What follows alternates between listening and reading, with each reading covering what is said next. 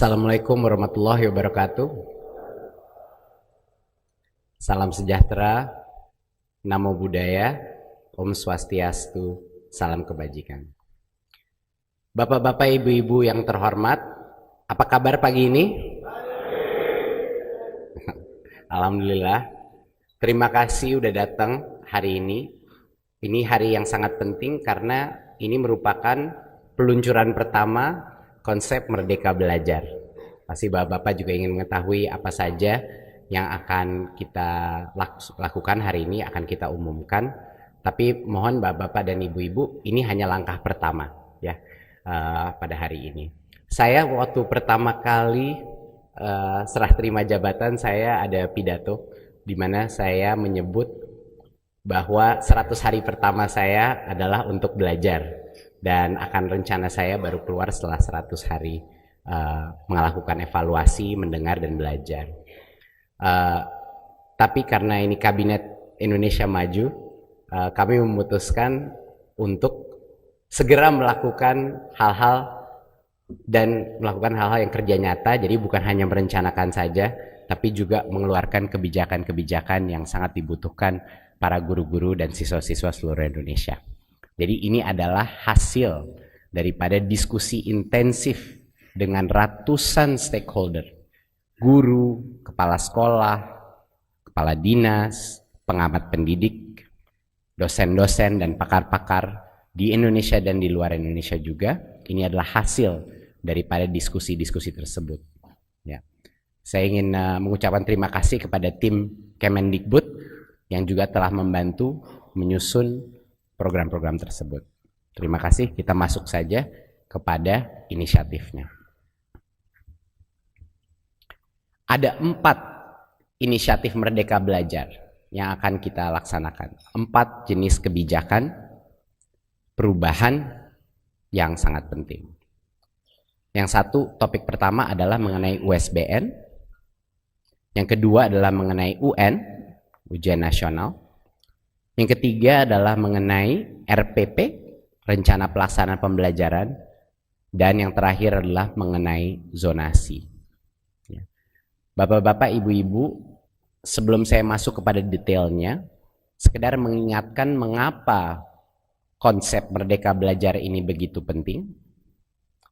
Karena hanya dengan kemerdekaan kelembagaan unit pendidikan, hanya dengan kemerdekaan kreativitas dan inovasi daripada guru, hanya dengan hal itulah pembelajaran di dalam kelas bisa terjadi secara sungguh. Jadi ini mohon diyakini, itu yang kita butuhkan. Dan kami semua di Kemdikbud tidak akan mungkin bisa mencapai ini tanpa dukungan bapak-bapak, ibu-ibu di ruangan ini. Terima kasih. Oke, kita masuk kepada topik yang pertama, USBN.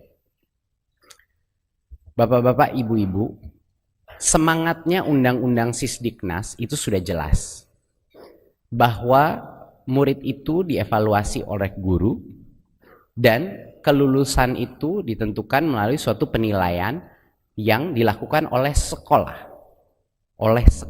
Itu memang semangatnya Undang-Undang Sisdiknas. Pada saat ini yang terjadi adalah dengan adanya USBN, semangat kemerdekaan sekolah itu menentukan penilaian yang tepat kelulusan anak itu tidak terjadi atau tidak optimal. Karena dia harus mengikuti soal-soal yang berstandar, artinya kebanyakan pilihan ganda, kebanyakan format yang hampir sama seperti UN pada saat ini. Dan kurikulum 2013 itu sebenarnya semangatnya adalah kurikulum yang berdasarkan kompetensi. Nah, kompetensi-kompetensi dasar yang ada di 2013 dan standar pendidikan kita itu sebenarnya sangat sulit hanya dites dengan pilihan ganda. Karena itu tidak cukup untuk mengetahui berbagai macam kompetensinya. Jadi kemana arahan kebijakan baru kita?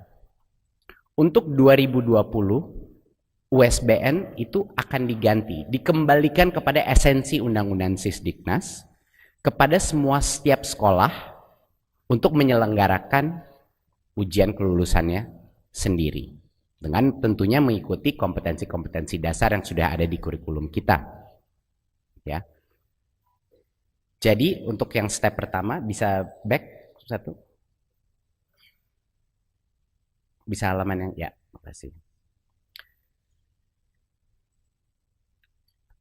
Nah, ini tidak berarti Bapak Ibu-ibu bahwa sekolah yang belum nyaman merubah tes kelulusannya dari yang USBN sebelumnya harus berubah. Ini harus saya tekankan.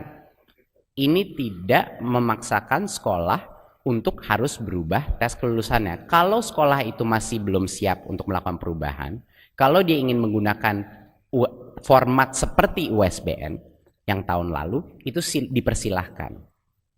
Tetapi bagi sekolah-sekolah yang ingin melakukan perubahan, bagi sekolah-sekolah yang ingin melakukan penilaian dengan cara lebih holistik, itu diperbolehkan. Sehingga bisalah ini menimbulkan menciptakan kesempatan bagi sekolah-sekolah melakukan penilaian di luar hal yang cuma pilihan ganda seperti esai, portfolio, dan penugasan-penugasan lain seperti tugas kelompok, karya tulis, dan lain-lain. Jadinya ini kita memberikan kemerdekaan bagi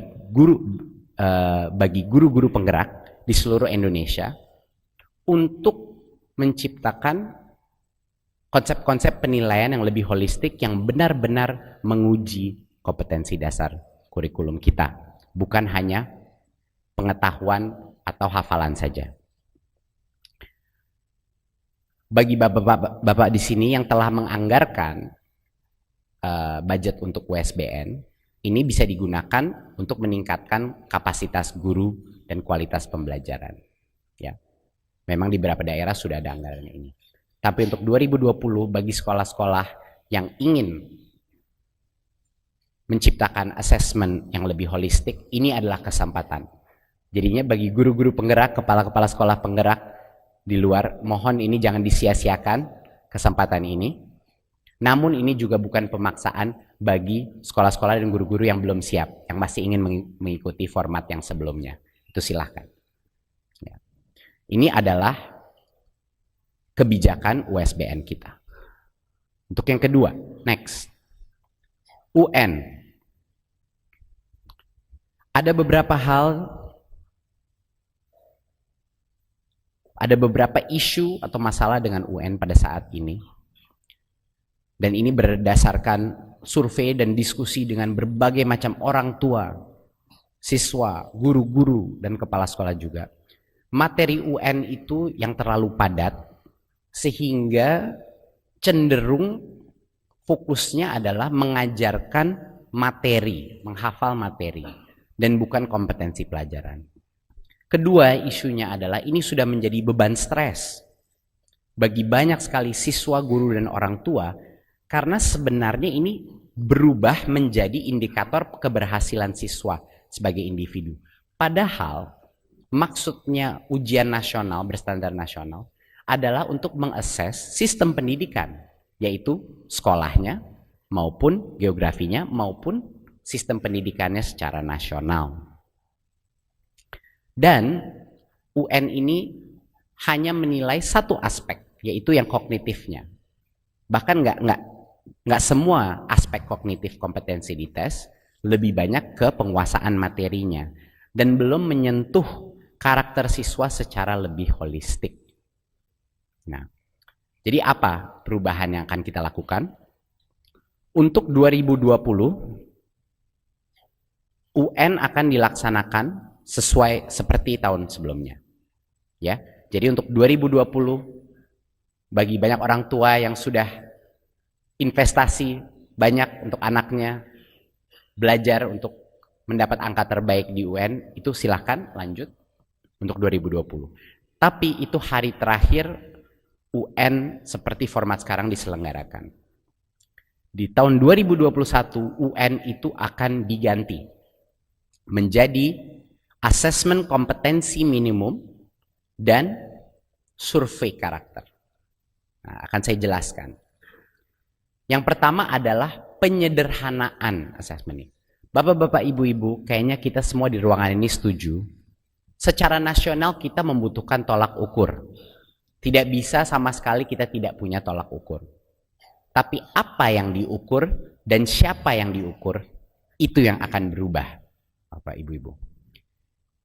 Asesmen kompetensi minimum adalah kompetensi yang benar-benar minimum, di mana kita bisa memetakan sekolah-sekolah dan daerah-daerah berdasarkan kompetensi minimum. Apa itu materinya? Materinya yang bagian kognitifnya itu hanya dua. Satu adalah literasi, dan yang kedua adalah numerasi. Oke. Literasi itu bukan hanya kemampuan membaca, Bapak-bapak dan Ibu-ibu. Literasi adalah kemampuan menganalisa suatu bacaan, kemampuan mengerti atau memahami konsep di balik tulisan tersebut. Itu yang penting. Dan yang kedua, numerasi itu adalah kemampuan menganalisa menggunakan angka-angka dan matematika.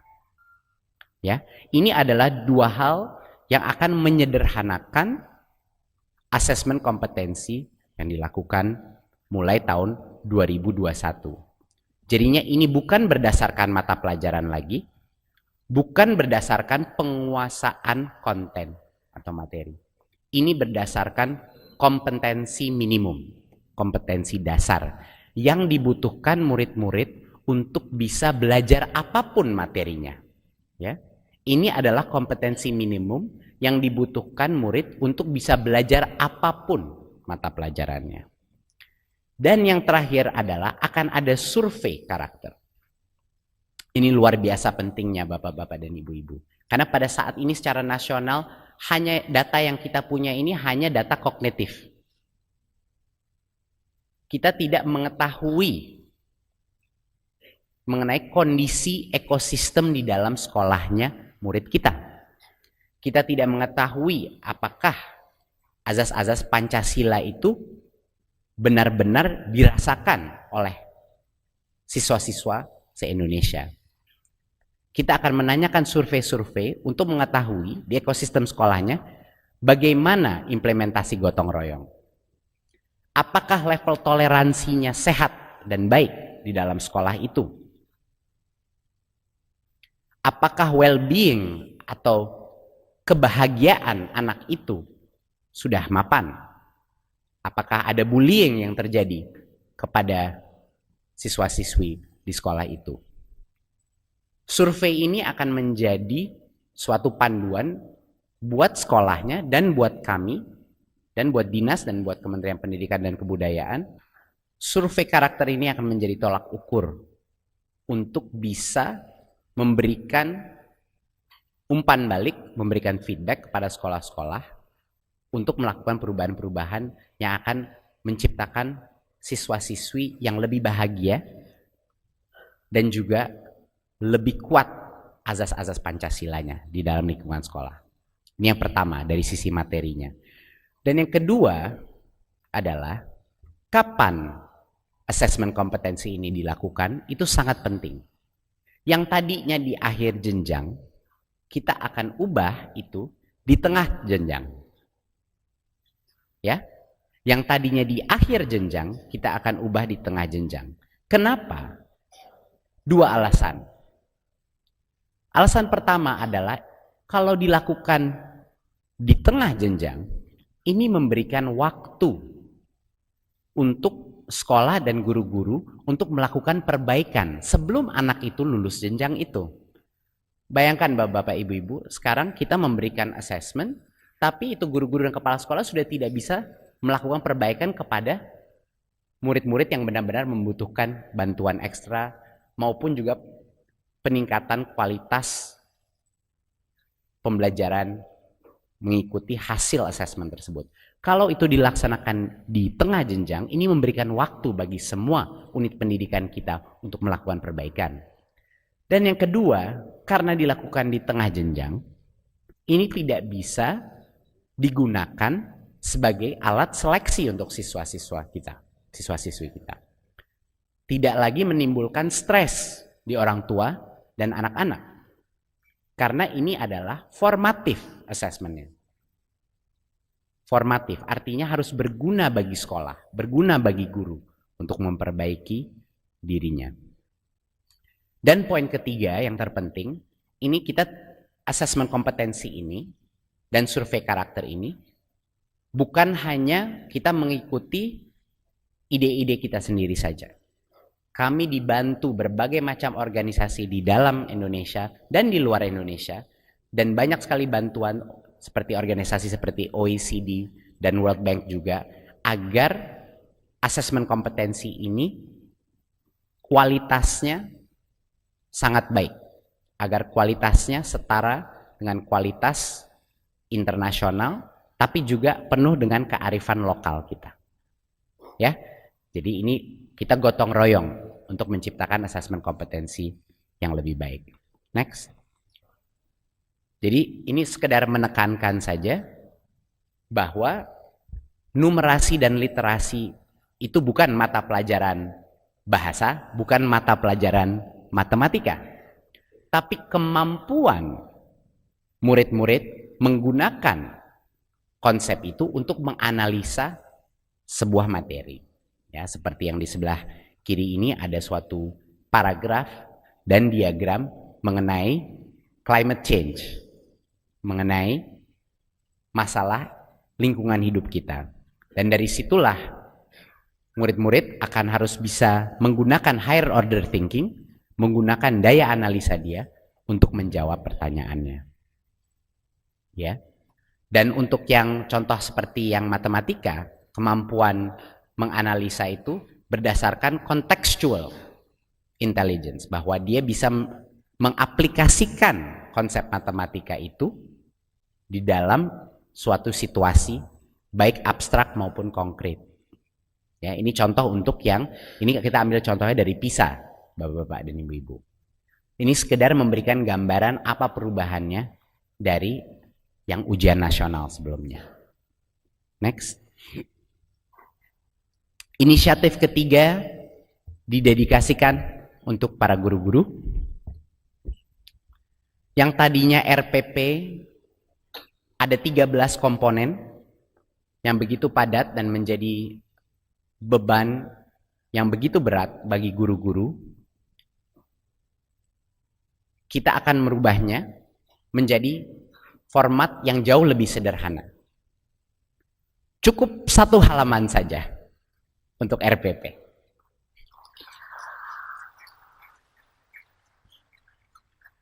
Cukup 1 halaman saja. Jadi yang tadinya ada belasan komponen, kita bikin 3 komponen saja. 3 komponen inti, yaitu tujuan pembelajaran, kegiatan pembelajaran, dan assessment atau penilaian pembelajaran. Ya, nanti akan diberikan berbagai macam contoh-contoh RPP yang cuma 1 halaman saja sudah cukup. Karena Bapak-bapak dan Ibu-ibu, yang penting mengenai RPP itu bukan hanya penulisannya.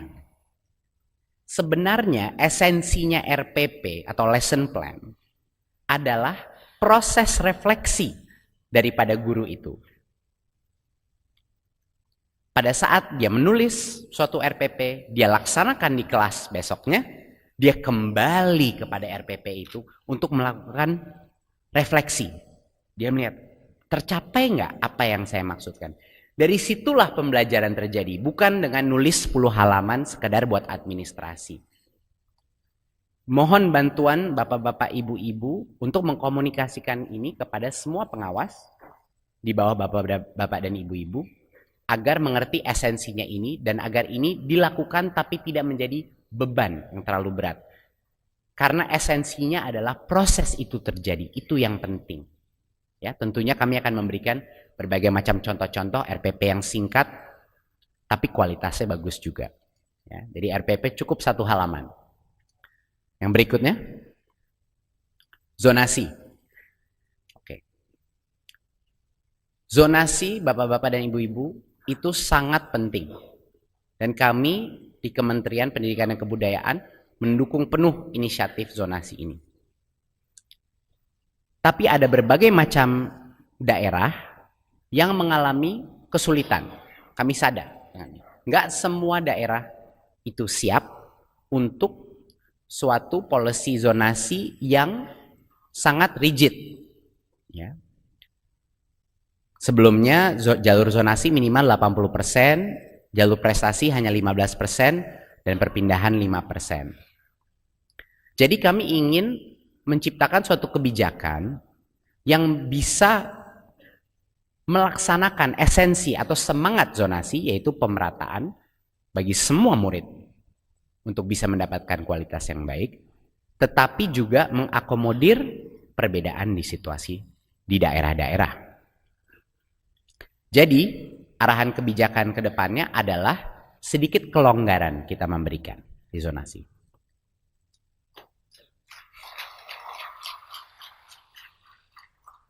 Yang tadinya jalur prestasi itu cuma 15%, sekarang jalur prestasi kami perbolehkan sampai dengan 30%.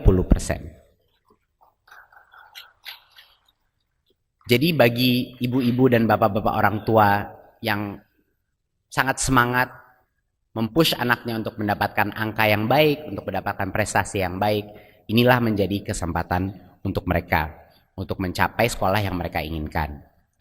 Tetapi tetap 70% itu mengikuti 3 kriteria, yaitu minimum zonasi adalah 50%, jalur afirmasi minimal 15%. Afirmasi adalah pemegang kartu Indonesia Pintar, Bapak-bapak dan Ibu-ibu, ya. Itu maksudnya afirmasi. Dan tentunya jalur perpindahan itu 5%. Nah, sisanya berarti sampai dengan 30% itu jalur prestasi. Ini suatu kompromi di antara aspirasi kita untuk mencapai pemerataan, tapi juga aspirasi orang tua yang ingin anaknya yang berprestasi bisa mendapatkan choice atau pilihan di mana sekolah yang dia inginkan, ya. Tentunya jangan lupa bapak-bapak dan ibu-ibu bahwa zonasi bukan berarti pemerataan. Tidak cukup hanya dengan zonasi. Yang dampaknya lebih besar lagi adalah pemerataan kuantitas dan kualitas guru. Benar nggak bapak-bapak, ibu-ibu? Itu yang lebih banyak dampaknya kepada pemerataan pendidikan. Dan itu yang saya membutuhkan dukungan bapak-bapak dan ibu-ibu untuk segera melakukan evaluasi paling tidak dari jumlah kuantitas guru. Kalau ada sekolah-sekolah yang banyak sekali guru berkumpul di sekolah itu, untuk dilakukan distribusi yang lebih adil bagi siswa-siswa di dalam sekolah yang kekurangan guru. Dan ini tentunya Kemendikbud tidak bisa melakukan ini tanpa bantuan kepala-kepala dinas. Jadi mohon support bapak-bapak untuk ini menjadi prioritas nomor 1. Untuk sekolah-sekolah yang kekurangan guru, mohon dilakukan distribusi yang baik demi siswa-siswi kita, bapak-bapak dan ibu-ibu. Next. Singkat, jadi 4 topik tadi. Mungkin kita summarize, bisa halaman tadi yang 1, 2, 3, 4. Back yang halaman pertama. Yang 4. Ya. Sekian presentasi saya bapak-bapak dan ibu-ibu. Ini adalah ronde pertama, ya. Ini adalah ronde pertama Merdeka Belajar. Tidak ada perubahan yang nyaman-nyaman saja. Semua perubahan itu pasti ada tantangannya. Semua perubahan pasti ada ketidaknyamanannya. Tetapi seperti yang kita tahu, sudah waktunya Indonesia melompat ke depan, bukan hanya melangkah. Sudah waktunya kita melompat ke depan. Saatnya kita memberikan kemerdekaan kepada guru-guru kita dan kepada kepala-kepala sekolah kita untuk bergerak. Dengan adanya perubahan di sistem assessment kita, yaitu ujian sekolah dikembalikan lagi kepada sekolah, ujian nasional tidak mengukur materi, penguasaan materi, tapi penguasaan kompetensi, RPP disederhanakan jadi 1 halaman, dan zonasi masih bisa mengakomodir anak-anak berprestasi. Kita memberikan langkah pertama kemerdekaan belajar di Indonesia. Mohon dukungannya Bapak-bapak dan Ibu-ibu. Wassalamualaikum warahmatullahi wabarakatuh.